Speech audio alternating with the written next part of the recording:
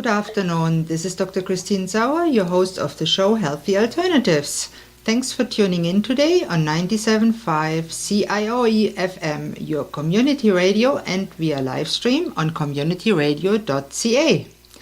In this show, I will talk mostly with guests about all aspects of health, healthcare, and wellness, from conventional to alternative and everything in between. My mission is to change people's lives for the better by informing them about different options to get and stay healthy and well, so they can choose for themselves which option might work in their case. And if you feel you're stuck in a dark place, I want to tell you there is a light at the end of the tunnel. Now, in the last episode, I talked with my fellow health coach Lisa Staples about what a health coach does and what real food is. Today, I'm with my friend Dr. Cheryl Karthaus. She's a naturopathic doctor from the East Coast Naturopathic Clinic in Bedford Commons. Welcome, Dr. Karthaus, or Cheryl, since we call each other by our first names. Now, tell me a little bit about yourself. Thanks so much for having me on this show today. Well, I became a naturopathic doctor when I decided to make that transition. I had no idea, at least previously in my life, that I wanted to become a doctor. The more I learned about the medical system, it just didn't quite sit right with me in terms of all of the approaches that we have to medicine. Some of the things that we have are really fantastic. And then the more I learned about naturopathic medicine, the more that I really understood how medicine can really look at the whole person. And there's quite a bit of a different approach. Both medicine, both naturopathic medicine and conventional medicine are very needed in our world, and they can both have their strengths. And the more that I learned about naturopathic medicine, the more I learned about that holistic approach to health and more of a path to actually having a really fantastic quality of life with lots of energy and no pain and great sleep and people being able to achieve their dreams and more in their life. And I knew that that was something that I needed to help the world with. So that's what kind of got me on this journey. Wow, that is so wonderful. Now, what really is the difference between a naturopathic doctor and a medical doctor? Can you be both, or what training and experience is needed for each of them? Yeah, that's a great question. I get that a lot. So for both a medical conventional doctor and a naturopathic doctor, there is a really intense regime of schooling required. It's 4 years of medical school for both of them. They both require clinical hours. Now, in naturopathic medicine, the clinical hours are incorporated into that schooling. There are very few of us who are quite lucky to go on and do another residency as well. And I've completed part of a residency already. And in terms of learning about what treatments we do, that's where we can differ as well. So medical doctors tend to focus more on pharmaceuticals, and naturopathic doctors kind of have a bigger toolbox. So instead of only having pharmaceutical drugs as an approach or treatment, naturopathic doctors can have a whole toolbox full of herbal products or extracts that we might use, different teas or different things like that. Some of them you can't necessarily get in just any type of store, so it's always great to have a dispensary, which we call it, where we store lots of herbs and that type of thing. We can use acupuncture as well. We're trained in traditional Chinese medicine. At our clinic, we do a couple of really interesting things that not everyone does. We have IV therapy. So that's intravenous therapy, where we can actually give nutrients straight into the veins. What kind of nutrients do you give? Yeah. Is it just herbs, or do you give other nutrients like vitamins, minerals? Great question. We kind of do it all. So we can actually have compounded herbs or extracts of herbs that we can give in IV. Typically, we give a lot of nutrients. So there's lots of minerals and vitamins. Essentially, we can make up a personalized concoction for what a person needs, and give that to them straight into their vein, especially because we have so many digestive issues going on in today's society with the different food and the stress that we all deal with. And when there's a lot of of gut issues going on, it can sometimes take quite a bit of healing and whatnot to get to a point where you can absorb enough nutrients to feel better. So when we can do it IV, it can be very, very helpful. We have some other very specific ones that we use a lot for patients who might have a cancer diagnosis, or any patients with Lyme. We deal with a lot of Lyme disease at my clinic as well.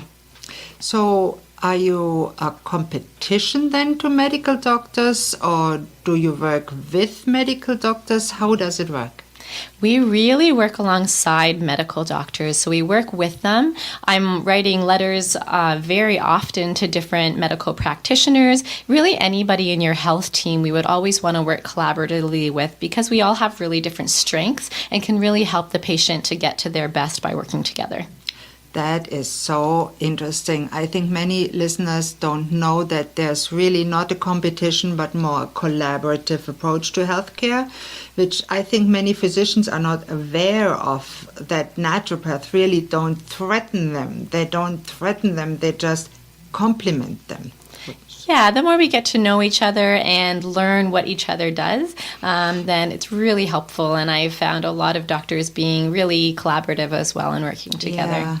I know that we both place a big emphasis on nutrition.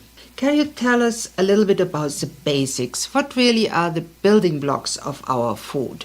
Yeah, so when we eat food, they're made up of usually a mixture of protein, carbohydrates, fats, vitamins, and minerals. Those are sort of the basics of what all of our food is made up of. So does it make a difference if you eat, say, fruits and vegetables, or if you eat a package of Hamburger Helper or a Kraft Dinner? Definitely it does. So eating more of a whole food diet will generally give you more of those building blocks. Part of the issue when we get into more of those prepared foods is that we get away from those basic building blocks that our body really uses, and we tend to add in a lot of man-made products, a lot of different chemicals for preservatives and that type of thing. So sticking to more of that whole foods where you're having lots of those vegetables and fruits and some good sources of meats and proteins, which I think we're going to talk a little bit about today. Yes, since we'll hopefully have you on the show a little bit more often, and we can talk about all those building blocks a little bit more in detail. So today we picked the proteins because many people are not aware what proteins really are. So what is a protein? A protein is a food, well, we have it as food, that is made up of different amino acids, they're called. So these are the parts of different building blocks. One amino acid is made up of an amino group and kind of these different molecules that are all combined together. It has a carboxyl group. There's some nitrogen in it. I know these are words that not everyone's going to understand, but these are sort of the components if you're actually looking at the molecular structure. So there's really chemistry in biology. A lot of chemistry and biology in naturopathic medicine, yes. And in our food, really. And when we have a whole link of these amino acids, typically around 20 to 30 are linked together, then we call it a protein. And those have many, many different functions in the body, and we use it for quite a number of things with different organs and everything else in our body. Tell me a little bit more about that. What really do proteins do? All right, well, in our body, proteins can act as building blocks to make basic structures for really everything that holds us together. So they are basic structures for our muscles and our bones, our skin and hair, even our blood vessels and all of our organs. Each cell as well has these actin filaments, they're called, and those are all made up of protein. You may have heard of collagen before. It's something that is in our skin. If you cut yourself, our body lays down a little meshwork of this collagen, and all of that is made up of protein as well. So it's really important in the growth of tissue and the repair of all of our tissues. What about hormones or neurotransmitters, all those little molecules that tell the body how to work together? Yeah, those are all actually proteins. So every communication messenger in our body is actually made up of protein. That's how the brain communicates. It's how our moods are regulated by sending these messages back and forth. It's how our thyroid is regulated as well. So our thyroid hormones are actually also made up of protein. Wow, so really we are made up of a lot of protein. Well, I want to get more into what proteins really do in the second half of the show. And it is so interesting what really food can do to our body. So now we're at the end of our first broadcast, and please tune in after the commercial break for more about nutrition basics with naturopathic Dr. Cheryl Karthaus. Thank you.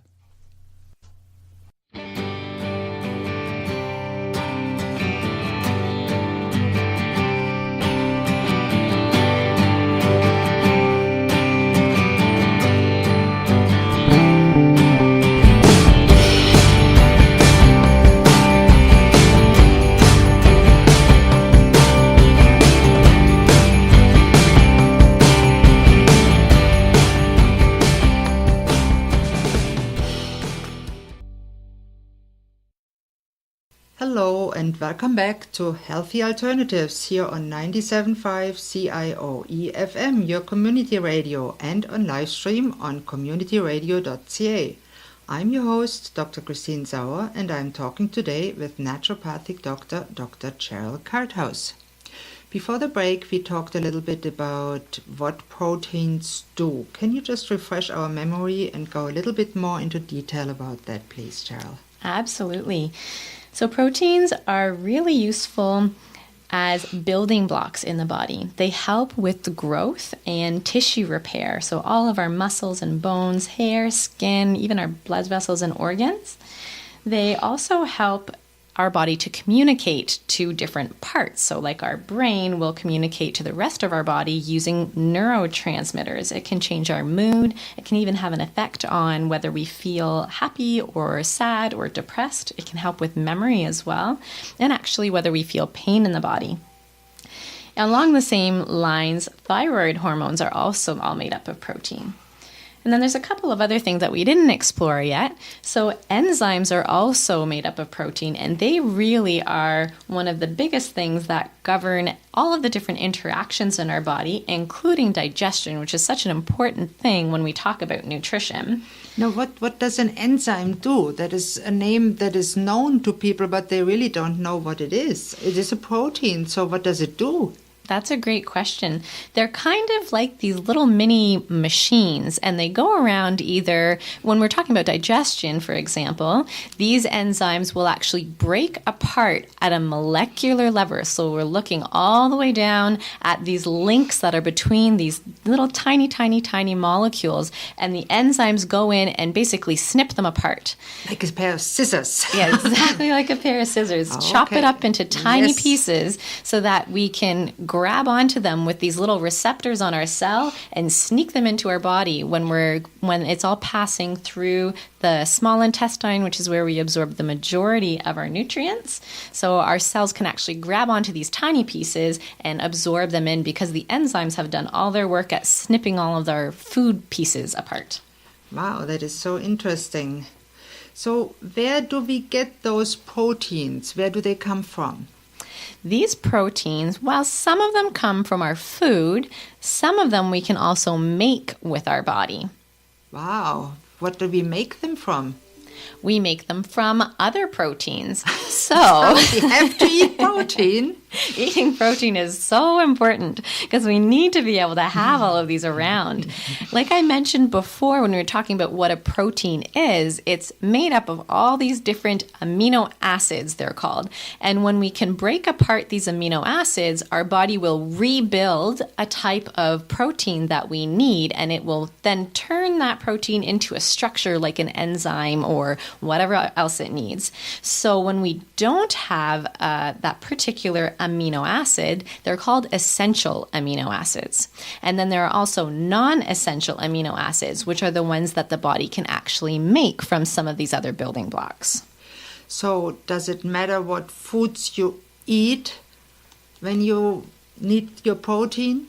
Yes, absolutely. It's a great idea to eat a variety of proteins. So what actually is a protein? And I know that this question is going to be on the interview here somewhere. So what is a protein, or where can we actually get it? We can get it from different animal sources. So basically meat is the majority made up of protein. It's almost all protein, but there will be some other fat in there as well.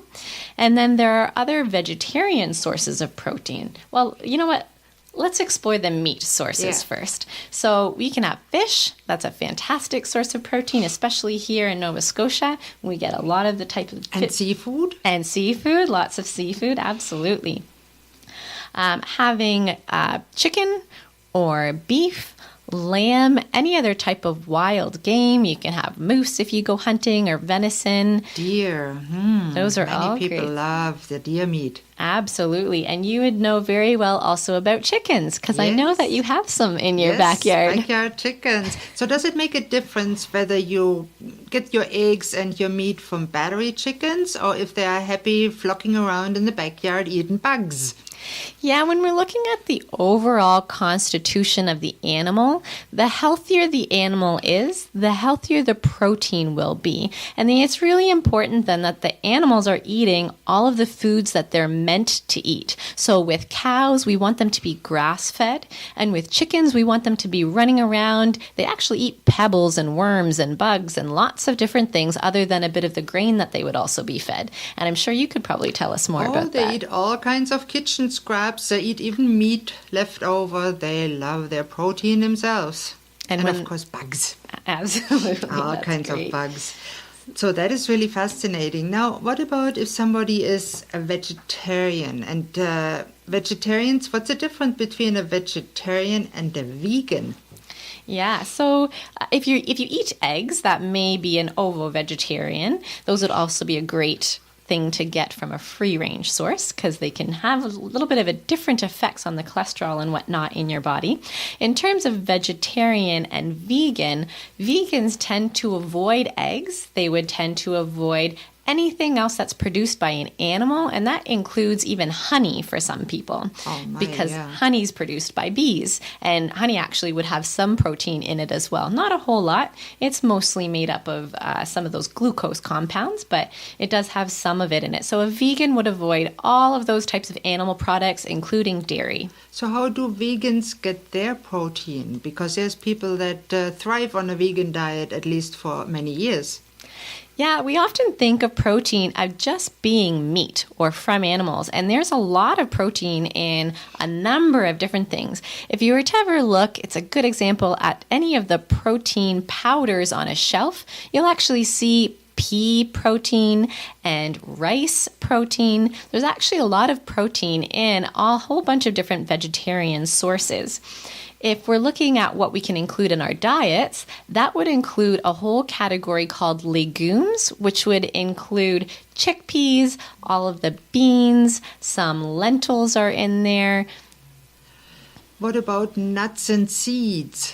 Absolutely. Those are also fantastic sources of protein, and they're mostly made up of protein. It's interesting that when we look at our food, it's not only one thing, even though if we look at the Canadian Food Guide, it splits things up into certain categories. But if we're talking about a nut, it has a whole bunch of protein in it, so it is going to be in that Food Guide protein category. But it does have some carbohydrates and a few other things in it too, so it's really interesting to think of that variety. And healthy fats, but we'll come to that later in a later show, because there's so much to say about the real fat sources. So how much protein do we really need? Can people eat too much protein, and what does it do to you? We can eat too much protein, absolutely, especially if you have any particular types of condition. Particularly, eating too much protein can be very hard on the kidneys. So if you have any type of kidney failure or any type of kidney disease, you might want to be a little bit careful on how much protein that you're eating. Typically, there's actually like a calculation you can find that looks at how much you weigh, how active you are, and you can do a little calculation about then how much protein you should be eating. If you're a bodybuilder, you're going to need a little bit more protein, and surprisingly, this might be counterintuitive or seem counterintuitive. people who do endurance exercise actually need even more protein than bodybuilders do. Oh, wow, that's so interesting.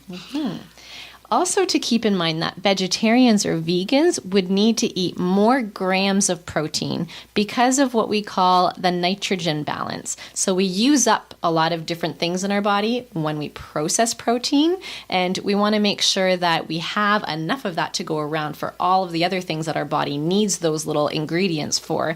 And vegetarians and vegans tend to use more of them up because they are eating vegetarian sources of protein. So they actually should also be eating more protein if you're looking at it by measuring how many grams per day.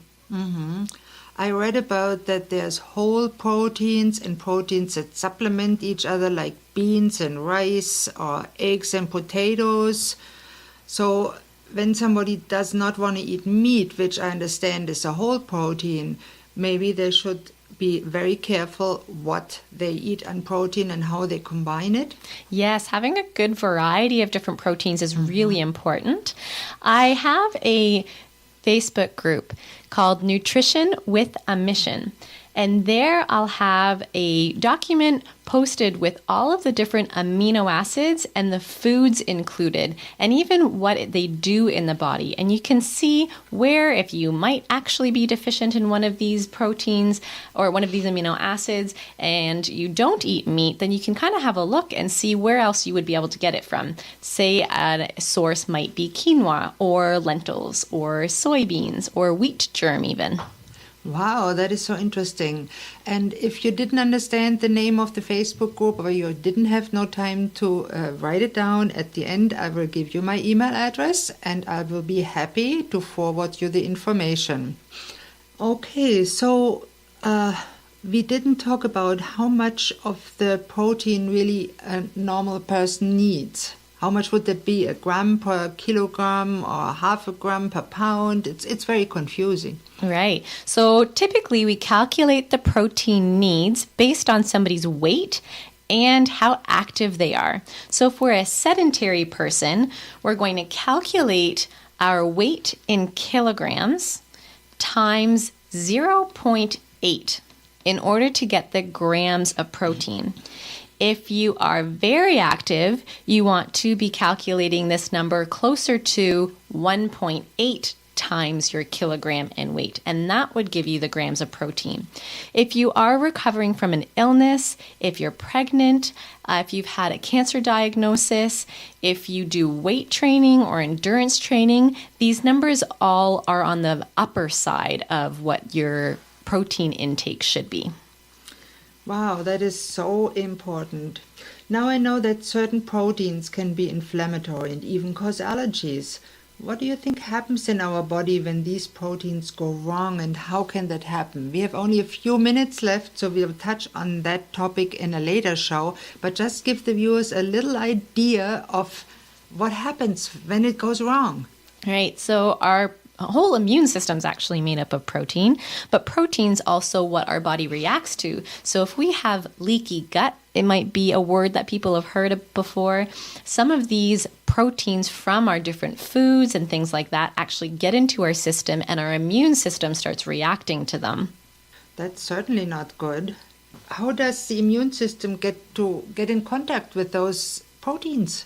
Yeah, so if we're eating them and if it ends up being a little bit of a food sensitivity that we have, not quite an allergy, you're not going to get a whole anaphylactic type reaction where your throat swells up, but it can cause a lot of gut irritation. We have a lot of digestive inflammation. Our intestines become a little bit leaky, and what that means is that each cell should essentially hug its neighbor, and when these hugs get a little weak, they start to pull apart, and the neighboring cells are still trying to hold on to each other with their fingertips, but they actually almost leave gaps, and then these little food particles